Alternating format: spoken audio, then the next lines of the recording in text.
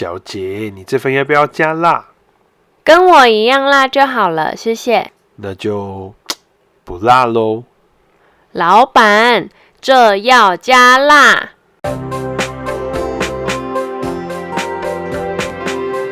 Hello， 大家好，我是 Andre。Hello， 大家好，我是夏琳。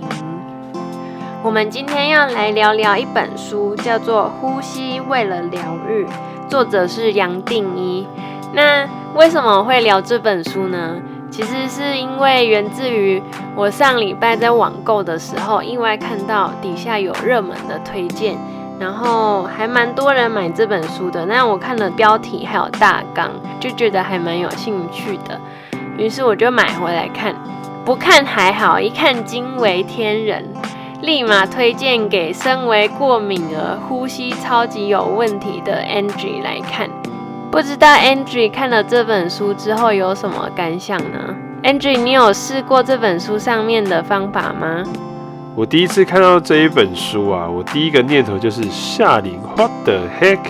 你是认真介绍我看这本书吗？我怎么觉得这一本书是邪魔歪道？但认真看了这本书之后，撇除它这本书后半部分都跟瑜伽有关，但是我个人呢不是瑜伽爱好者，这方面我就不多做评论。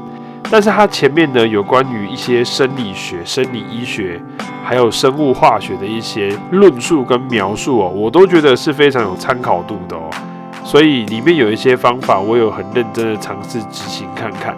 那目前有一些初步的小成果，等一下可以跟大家一起分享那我可以大概跟大家讲一下这本书的核心。日常生活中，我们每分每秒都在呼吸，那到底怎么呼吸才是正确的呢？这本书里面有提到很多的过敏儿啊，还有气喘的族群，他们都是惯性用嘴巴呼吸，因为他们的鼻子塞住了，或者说他们的鼻子可能吸不到空气，所以他们就会使用嘴巴呼吸。但是用嘴巴呼吸呢，反而会越变越严重。我们有一个很简单的方法，可以来看看自己是不是用嘴巴呼吸的惯用者。首先，对着镜子张开嘴巴，看看自己能不能够看到自己的悬雍垂。大家一定很好奇什么叫做悬雍垂，其实我也不知道什么叫悬雍垂，我还特别问了 Angie， 我对悬雍垂的一个小称号叫做小舌头。悬雍垂就是舌头上在咽喉处有一个很像是我们在打拳击，然后那个沙袋的形状的一个器官。我来帮夏琳缓解尴尬悬雍垂呢，大家如果有看《死神》这部动漫的话，里面有一个角色叫做尼禄，他治愈同伴的方法就是对着同伴吐口水。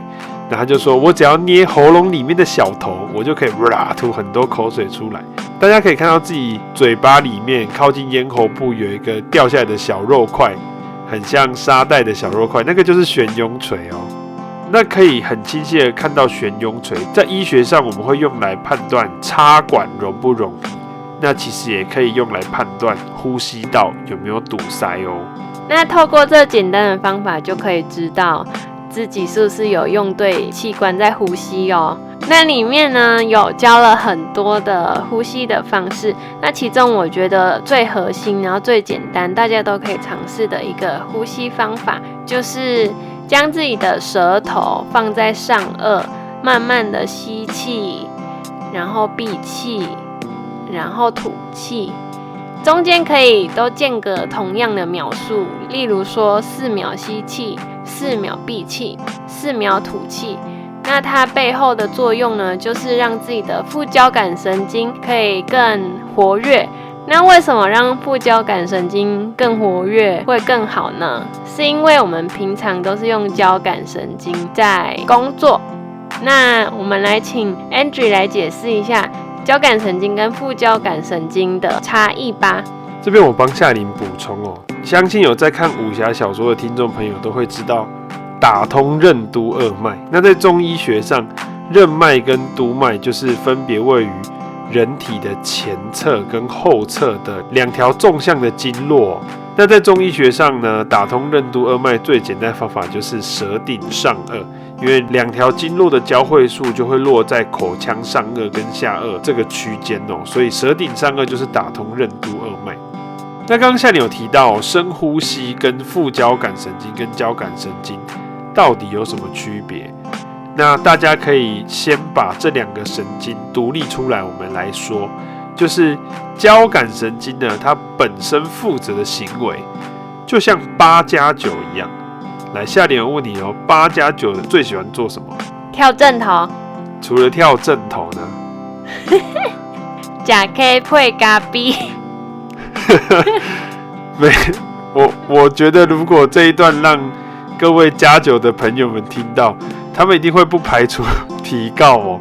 那+9的朋友们呢，最喜欢做的事情就是你看啥会，然后要小怕要玩假后，打不赢呢就落酸。所以交感神经负责的工作有2个，第一个就是战斗战，那另外一个呢就是酸逃跑，溜之大吉酸。所以交感神经的工作呢，就是战或者是逃。那你在战斗或者是逃跑的时候，其实就是你的身体会属于一个相对亢奋、相对紧绷，你的身体、你的血管、你的肌肉都处于一个非常紧张、蓄势而发的状态。这时候是交感神经兴奋的时候哦。那副交感神经负责就会跟交感神经完全不一样。副交感负责就是耍废，就是夏琳最喜欢的运动，包含吃东西、休息、放松、睡觉，其实都跟副交感神经有关哦。所以这本书里面讲了一个很重要的观念，就是我们的副交感神经呢是可以控制很多生理现象的。那很多生理现象我们都没有办法自主的控制，比方说像我们没有办法用意念控制心跳，就叫心脏不要跳动。我们不是练八门遁甲的，我们没有办法控制心脏的跳动。那副交感系统里面少数可以被意念控制的生理现象就是呼吸，我们的意念是可以介入呼吸里面的。所以这本书有一个核心观念，就是透过我们去控制呼吸，进而去影响副交感神经所涵盖的区域，让我们的身体可以达到更好的放松还有休息的效果哦。补充一下，不是只有把舌头顶上颚马上就会有效果哦，它是渐进式的、缓慢的，所以大家不要觉得说夏琳都在骗人，这本书都在骗人，根本就没有用哦。里面其实还有提到了是关于鼻塞啊要怎么改善。那鼻塞的话，大家是不是一开始都会想说啊，我就鼻子已经吸不到空气了，是不是就要用嘴巴呼吸？不然你是要我憋死吗？你是要我窒息了吗？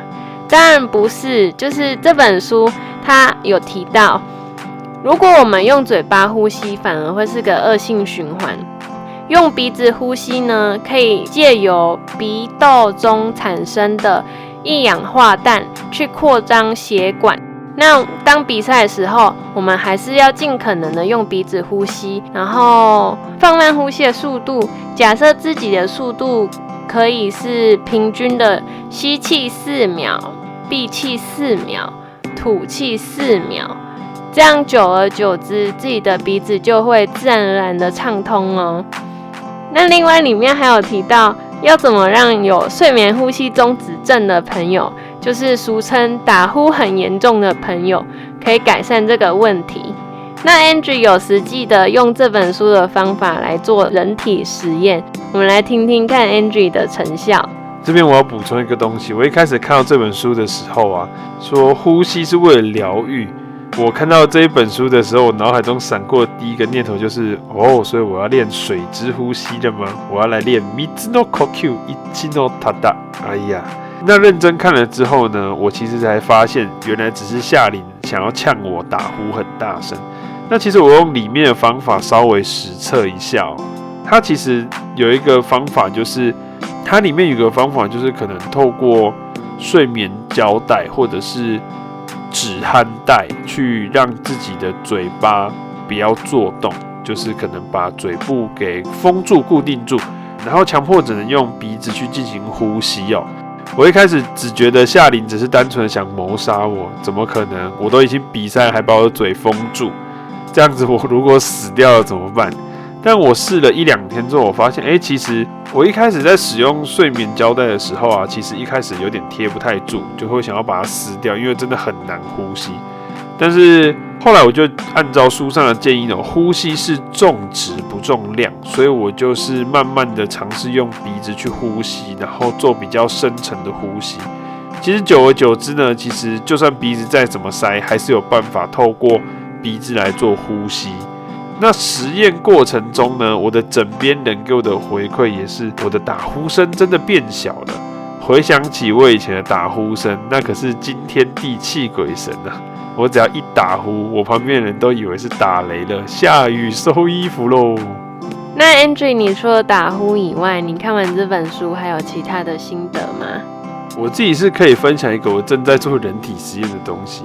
这本书里面有提到，某些运动员在激烈运动的时候，会透过大口的用嘴巴呼气、吸气，来提高自己的氧气的吸入量，然后来缓解他缺氧的症状。但是它里面有提到一些生理学的常识哦，包含像是波尔效应。波尔效应呢，简单来说就是红血球呢会把氧气放到需要氧气的地方。举例来说，就好像是我们有了钱之后，就会把钱变成自己喜欢的样子。那我们身体里面红血球是这样哦，当它得到氧气之后呢，它就会跑到需要氧气的组织去，把氧气释放出来。那这个过程呢，其实是透过人体内不同组织酸碱度的不一样，来让红血球对氧气的亲和度上升下降。举例来说，如果在身体的组织进行代谢或者是工作的时候，会代谢出很多二氧化碳。那二氧化碳呢，会让组织附近的血管血浆是变比较酸的哦。这时候红血球对氧的亲和度就会下降，它就会把氧丢出去，它就说去吧，我的钱钱变成我喜欢的样子。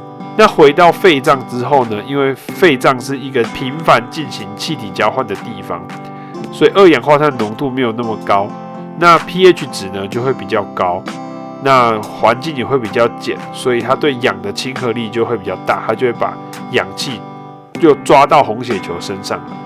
那为什么会举这个例子呢？其实它是要说，很多运动员在大口呼吸、大口吐气的时候，其实会形成一个过度换气的情形。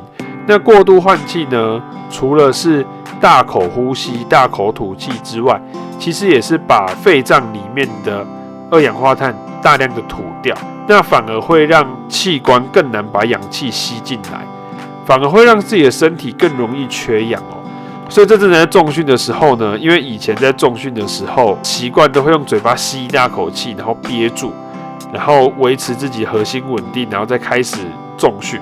那我最近在重训的时候，我就实验书上的方法，就是缓慢的用鼻子吸气来稳定自己的核心。那运动表现好不好我还不知道，但是我现在身体很酸痛，因为我太久没有重训了。这本书除了可以帮助鼻子不好的族群们，也同时可以帮助容易紧张、睡不好、失眠的族群哦，非常的推荐大家可以看看这本书。身为一个专业的医事人员呢，对于医学知识，我的接受度还是非常的高的。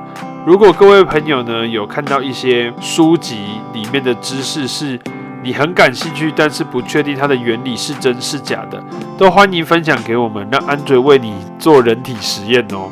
那如果喜欢我们做书籍的心得分享，也欢迎推荐书籍让我们知道哦。我们这集到这边就结束了。如果喜欢我们的 Podcast， 可以给我们5星好评。如果有任何问题，可以在底下留言告诉我们哦。我是夏琳，我是每天都要打呼的 Andre， 大家拜拜。